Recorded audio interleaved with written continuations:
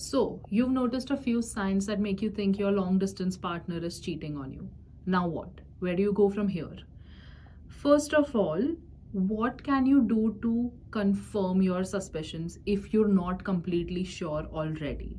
So far, if you've noticed these signs, you must have also picked up on a few things here and there, maybe some form of like proof or like, I don't want to call it evidence, but sort of evidence that you can collect. Now, I don't mean to encourage snooping in your partner over here or, crossing their boundaries, violating their privacy, none of that. The only reason why I'm even recommending that you keep some proof on you is that eventually, when you bring up this conversation with your partner, you have something solid that is backing you up, which makes it less likely for you to walk away from that conversation feeling as if your points were weak or that your partner just dismissed all of your concerns. So this is just so that you have something to lean against. Next, this is going to be a little bit difficult to digest, but in a long distance relationship, like we all know, communication is super super important, because most of the time that's all you have, that's all you can do for your partner. You can't physically spend time with them, you can't be around them as much, so all you can do is communicate. And in this situation where communication is especially difficult, ironically is a situation that needs it most. And over here, communication is very likely to take the form of confrontation. Now, I know a lot of us would just hear the word confrontation and immediately back off. Many people are not confrontational by nature. And I just want to clarify that confrontation here does not mean that you need to pick a fight. It just means bringing attention to a topic that is going to be uncomfortable. And we all know that it's going to be necessary to have this conversation sooner rather than later.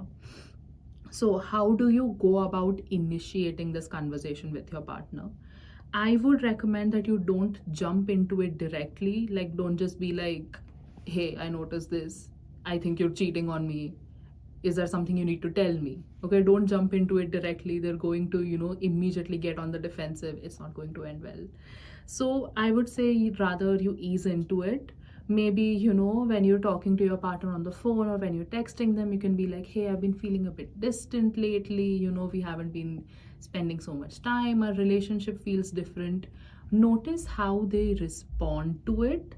Like, take some time to like really look into their reaction. Are they enthusiastic about establishing the same level of contact again, or are they like just being very flaky?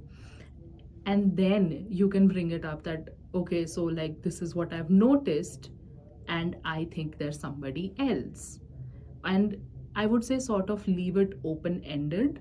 Like, you don't need to finish your sentence, and just really hold that space and make your partner say the next words. Because if you keep talking, they like sort of get that time to like really think up an excuse or something of the sort. So just, I'm not saying put them on the spot, but make them talk more if you want them to confess. That is, unless if you haven't found out solid proof already. Now you have confronted your partner, and unfortunately they are cheating on you. Like, they've admitted it or you have proof, whatever, but they're cheating on you. Where do you go from here? How do you decide whether you want to stay in this relationship or no? So first of all, getting that level of trust back, especially in a long distance relationship where you're not going to be around your partner as often, where both of you have a lot of time away from each other to do whatever that the other person won't find out. Establishing trust again in that situation is very very difficult, and it's going to be a huge ask on your part. So first, you need to check in with yourself and find out if you're even willing, or if you're ready, or if you have the capacity to do that. And honestly, if you don't, there's nothing wrong with it. And if you decide that you want to step away from this relationship, that you no longer want to continue in this relationship, the first thing I would tell you to do is go no contact. And I mean all of their social medias, even their LinkedIn. Like, text messages, block their number, don't leave a channel of communication open, because there is a chance that they might try to slip back in, and it's going to be a very, very vulnerable time, even more so in a long distance relationship, because you're more likely to feel lonely, especially because your partner wasn't around in the first place. And if you have any mutual friends, you let them know as well, to sort of not give you the life updates of this person. Just remove their presence from your life as much as possible.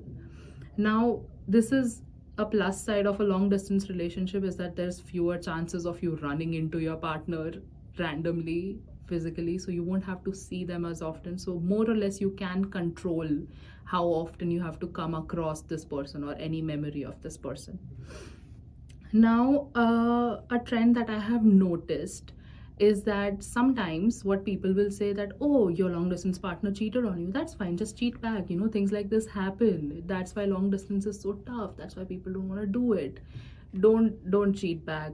Please don't listen to such advice, because chances are it's not going to feel as satisfying as you think. Like, giving them their bit back won't make you feel better, won't make your hurt go away. Just because you hurt them in the same way does not mean you're still not going to be hurting because of what they did. The best course of action for you in this would be to sort of step away from the situation and really, really focus on yourself, focus on your own inner world. And if you are choosing to stay with your partner, another important thing to keep in mind is, why do you want to stay back with your partner? Like, what is your reasoning? Is it because you genuinely value this person, you really want to stay with this person, you have faith that you can get your relationship out of the trenches, out of this one? Or is it because you are just scared to let go of something you've had for so long, or someone you've known for so long? Is it because you're scared of being by your lonesome? Because if it is because of the relationship that you want to keep it together, then that's a good reason. That's going to help you. It's going to propel your relationship to another level.